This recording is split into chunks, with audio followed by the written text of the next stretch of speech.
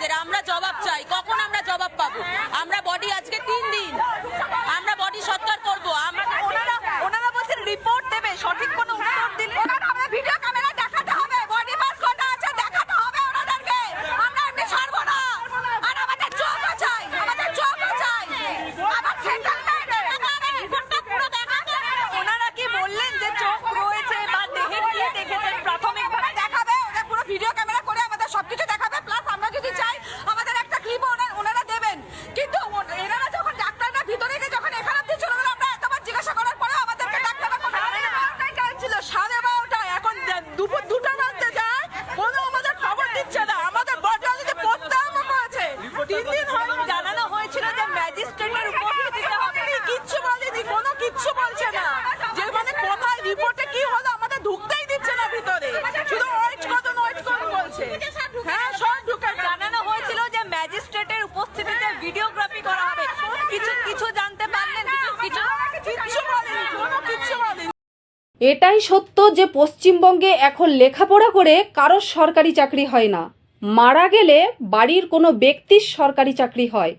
বারাসতের হসপিটালে যেই দাদাটা মারা গেল, সাথে সাথেই সরকারি চাকরি কনফার্ম। অর্থাৎ মরলেই মুখ বন্ধ রাখতে ললিপপ ধরিয়ে দেবে। প্রত্যেক মুহূর্তে চেক বই আর একটি করে পেন রেডি থাকে, কেন জানেন? কারণ কটা মরল আর কত দিতে হবে, কটা মরল আর কত দিতে হবে। এই রাজ্যে সবই সম্ভব। আপনাদের কয়েকটি সুপরামর্শ দিই। এই যে ধরুন কারোর প্রিয়জনের চোখ চুরি হচ্ছে, কারোর আবার বউ চুরি হচ্ছে, বা কারোর কোনো প্রিয় কিছু জিনিস চুরি হয়ে যাচ্ছে, তো এই সব অভিযোগ জানাতে হলে অন্য কোথাও যাবার দরকার নেই। জানাতে হলে ভোট বাক্সে জানান। দেখবেন চোখ কোথায় গেল বা বউ কোথায় গেল সবই জানতে পারছেন। কিছুদিন পর আবার দেখতে পাবেন পশ্চিমবাংলায় ভাইপো চুরি হচ্ছে। কিন্তু পশ্চিমবঙ্গের সব ভাইপো নয়। এখানে যে সমস্ত ভাইপো ভোট চুরি, পাথর চুরি, ওষুধ চুরি, কয়লা, বালি, গরু চুরি, যেমন করোনার সময় কিডনি চুরি, যুব সমাজের ভবিষ্যৎ চুরি, বর্তমানে চোখ চুরি, তো এই সমস্ত ভাইপোদের খোঁজ চালাচ্ছে কয়েকটি আত্মা। হাতে নাতে প্রমাণ আসলেই 100% গ্যারেন্টিযুক্ত ভাইপো চুরি হবেই। আজকে মোরা মানুষরাও রেহাই পাচ্ছে না।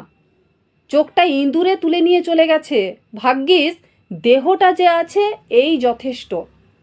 এরপর পশ্চিমবঙ্গে যে কোনো হসপিটালে ভর্তি হতে গেলে সঙ্গে চোখে চশমা, নাক মুখে মাস্ক আর কানে হেডফোন দিয়ে তবেই ভর্তি হতে যাবেন, কারণ এটা পশ্চিমবঙ্গ। এখানে সম্পূর্ণটাই আমার ব্যক্তিগত মতামত। ধন্যবাদ।